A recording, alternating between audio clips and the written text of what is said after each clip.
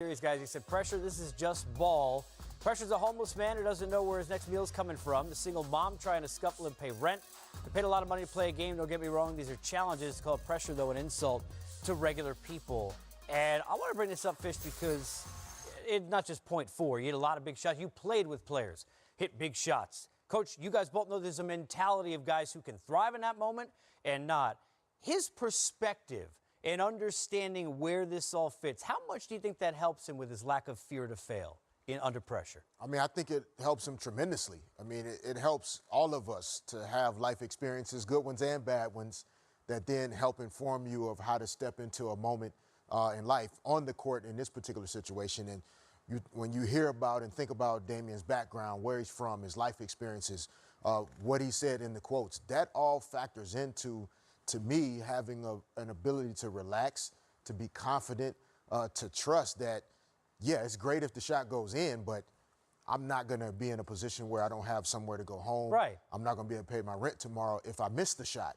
So I'm just going to relax and let it go. And he wasn't afraid. And that's a large part of it, right? And this goes into how Damian Lillard is just hitting that out of the park on all levels. Okay, the mental preparation and the peace of mind that he's carrying to the game to be able to perform that way with the right perspective is allowing him to lead his team. He's being a great leader. He's supporting the coach. He's supporting the organization, saying he's going to be there long term.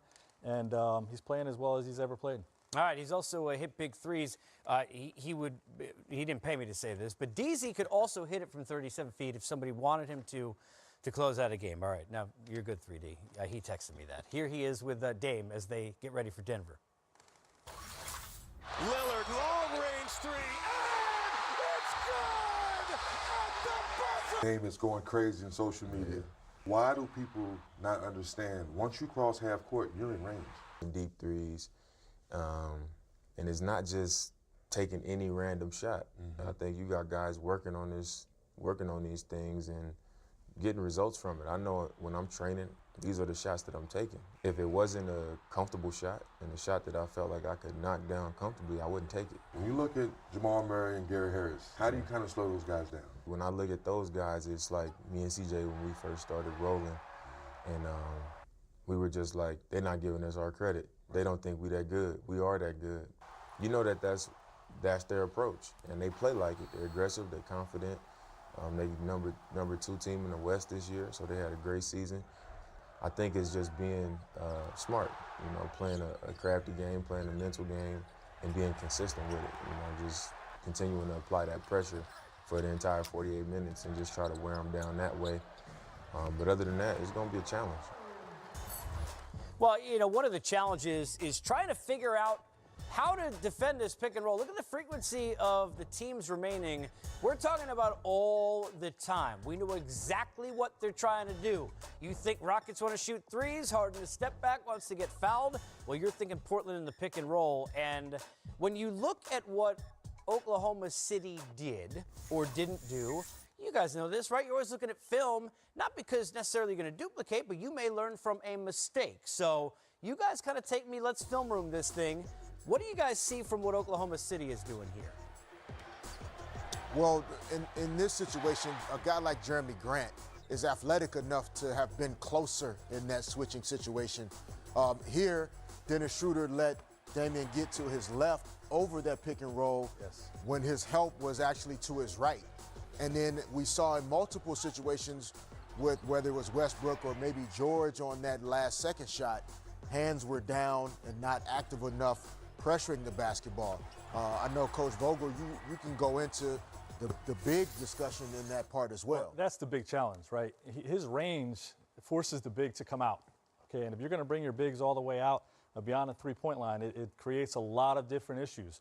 First and foremost, he's going to be on one side or the other of the screen, and if he's going to be on one side, Dame sees him and rejects it, goes the other way. And then, you want to be Dame? Come on, it's like, get in there. Come on, Justin. Just blaze. Come on. So if the screener's coming out here and I got to come out and guard, so I'm Steven Adams coming out here. Right. Dame seems the big coming out past the screen. He takes it away from the screen and rejects it. Now there's nobody to help on the screen roll. That's how he's getting a few of his pop-up jump shots. Okay, now come on back, He can at Justin. least dribble, Kimberly. I mean, we know travels. We don't need George Borgia to like chime in. You think you just traveled. The other part of it is most centers don't have great lateral mobility. Okay, and you're going to see that some tonight with Jokic. Okay, if he comes all the way out, okay, Dame has the ability to split the big, just turn the corner on the big, okay, and now you brought 2 to the ball and you're beat anyway. You've taken away the pop-up 3, but you're in trouble because the ball's on a straight line drive at the basket. Okay, one of the best finishers at the rim in the game. If you bring your help, you got shooters on the weak side, but you got to bring the whole cavalry and make somebody else beat you once the ball gets going downhill. And they haven't been able to do that. I mean, their supporting cast outside of the 2 guards has always been the question over and over. And now with no Nurkic and Cantor banged up, it's an issue. I want to ask about something that you talked about before, because we could game plan anything we want in any sport, but you got to execute, right? So you talk about hands down. I mean, for coaches, this is what drives you nuts, right? The game plan not being right, that's on you. But guys not given on every play what they're supposed to with that game plan is more often part of the problem, is it not? Not most of the time. Okay. It's a combination. Everybody has to take ownership and responsibility. There are times where the coaching could be better and should have been better. Maybe the game plan could have been different. But whatever the game plan is, whatever decisions are made, none of it works without 100% commitment, energy, effort, intensity, and the discipline to do those things. In a screen roll situation, if I'm defending someone, if my hands are down in those situations, then I'm going to be more easily taken advantage of. So in a screen roll situation, the guard in particular is supposed to have high and active hands to prevent the passing angles there.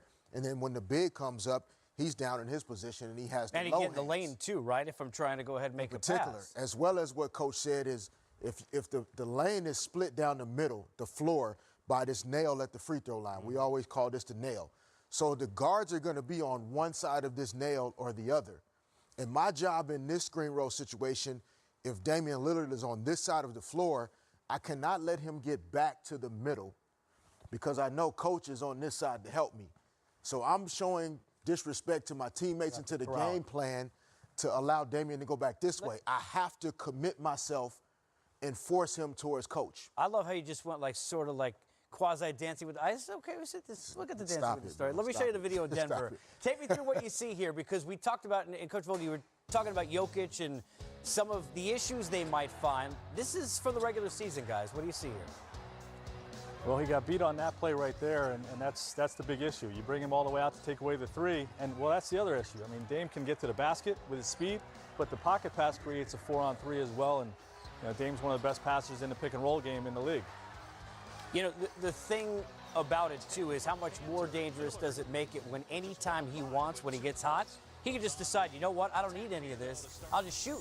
So you're so prepared for everything that he's going to do that you just broke down that you're maybe that split second too late to close out on him where he goes and hits the 3. In particular, yes, because as soon as he steps over half court, like 3D said, he's pretty much in his range.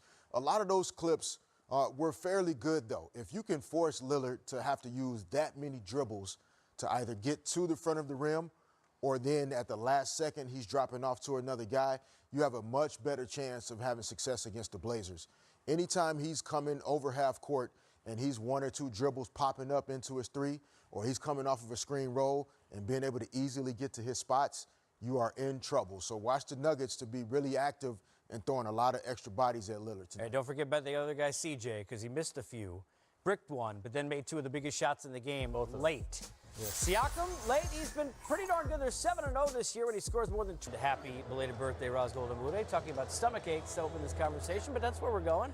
So we'll be gentle with it, so to speak, pun intended. I know Brett Brown had said just minutes ago it was a game-time decision, and he didn't mean that the people at game-time decided. So do we know anything new on the stomach ailment of Embiid or what we might expect tonight? I mean, the latest thing about Joel Embiid is he was on the court warming up. He looks bothered. He has an upset stomach.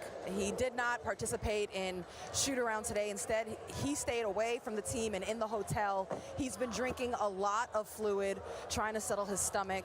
I would imagine for someone who has battled throughout the playoffs, just to be on the court through his knee, that he would not want to allow an upset stomach to keep him off the court. However, it's got to be so frustrating that if it's not one thing, it's another thing to bother him. And he certainly has his hands full with Marc Gasol, who who was able to upset him and make him uncomfortable in game one.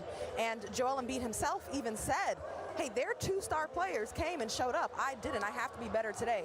So imagining, you know, speaking with people within the organization too, there's a feeling Joel Embiid will be on the court, and there's certainly an understanding they need Joel Embiid on the court. One more thing to add, Amir Johnson has been activated tonight. It's not to say that he might get minutes, but if anything's going on with Joel Embiid, coach wants options from his big man. All right, Amir activated, which means the cell phone will be turned off, we expect, and Joel will have a lot of Pedialyte, Roz, so look out for that. In the meantime, defending Kawhi, it made everybody have an upset stomach who was watching this game in Philadelphia. But with the different bodies, it seemed like there might have been some success, quote unquote, or more so, with Ben Simmons in that matchup. How much was that looked at as something maybe to pursue and look at again in game 2?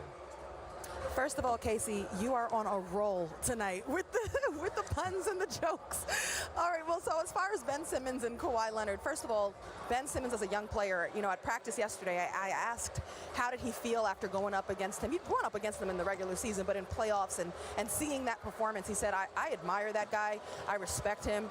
Seeing the way he plays both sides, relentless on defense, on offense, so skilled, it's actually something Ben even feels is possible for himself. But as far as defending Kawhi Leonard, who had a playoff career high 45 points.